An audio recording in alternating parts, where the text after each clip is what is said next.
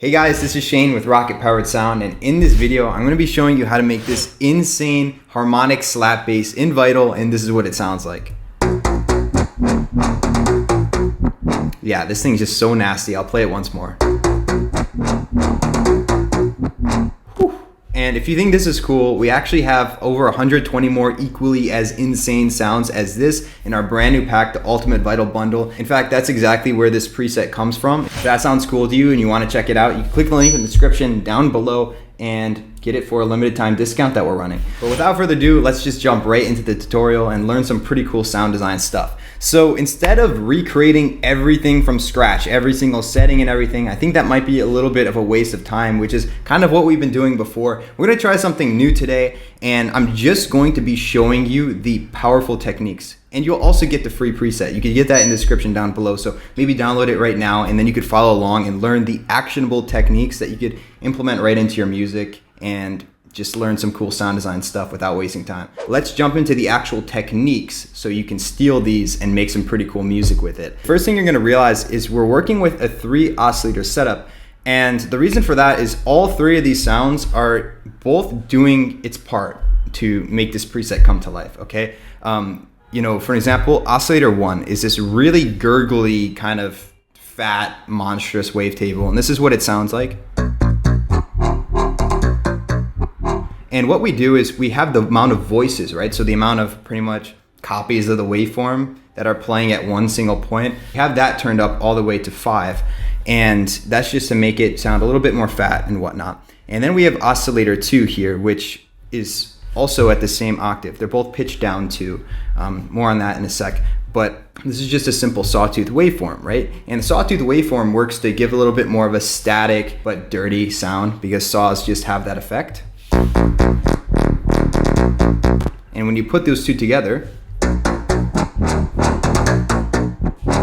and to be fair, we are adding a little bit of movement. As you can see, there's we're using this sawtooth waveform as a host for frequency modulation from oscillator 1. So if we were to turn this off, this is what it sounds like. Okay, it's not a huge difference, but when we turn this back on, you can hear that it just adds that little extra movement. And if we were to drop this level so you can actually hear it, this FM is actually the main reason why the sound sounds so fat. So typically, a lot of the times when we're using FM, we're creating a little bit of a pitch differential between the host and the signal, right? So the host being minus 24. What we would typically do maybe is transpose it up an octave. And it creates that cool metallic effect. But in this case, we're not doing any kind of cool tonal or harmonic stuff really with the FM. Instead, what we're doing is we're just allowing this, we're turning oscillator 1 back up, right? Just to create like a huge flush, like big fat sound.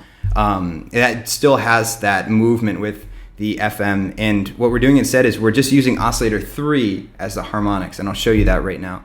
So on its own, that sounds cool, but oscillator 3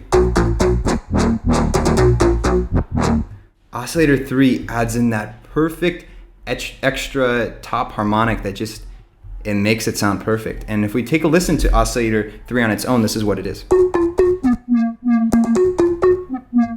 All that this sound is just a very simple waveform that we have pitched up 2 octaves above the other 2, right? So we have those bass, the main kind of girth. It's a weird word for the sound, but it's the real girth of the sound, I guess. And then oscillator 3 comes in here, pitched up not just 2 octaves above, but we also add 7. If we were just to leave it like this, just normal 2 octaves, it doesn't have that harmonic effect. But when we transpose it up 7,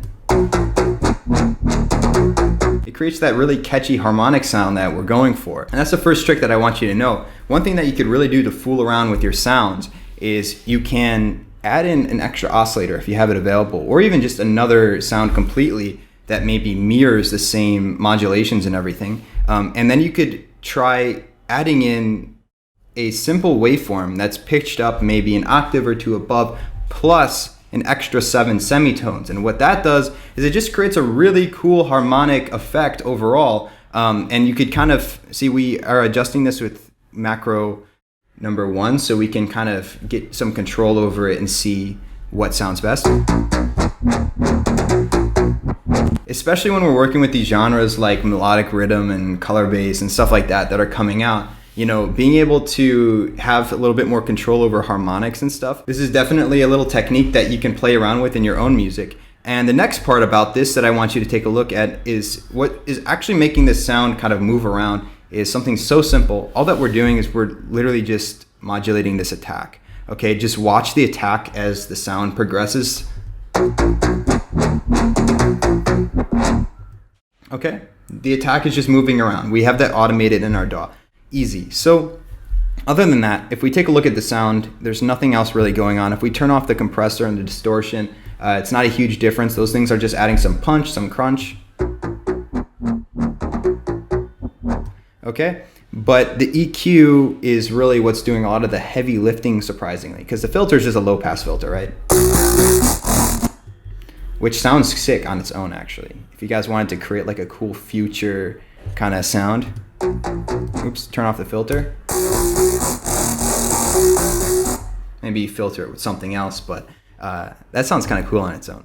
Anyway, the EQ, what we're doing here is we're doing kind of like a little notch effect, which is just cutting out these top frequencies, just literally cutting it out like a big spike, a dagger, just stabbing those frequencies, shoving them down. Because here, if we turn off this EQ, that doesn't sound right. One of my favorite things personally when it comes to sound designing is you'll find that there's certain frequencies that just need to go. They don't make it sound what it could be, right? They kind of cut away from the potential.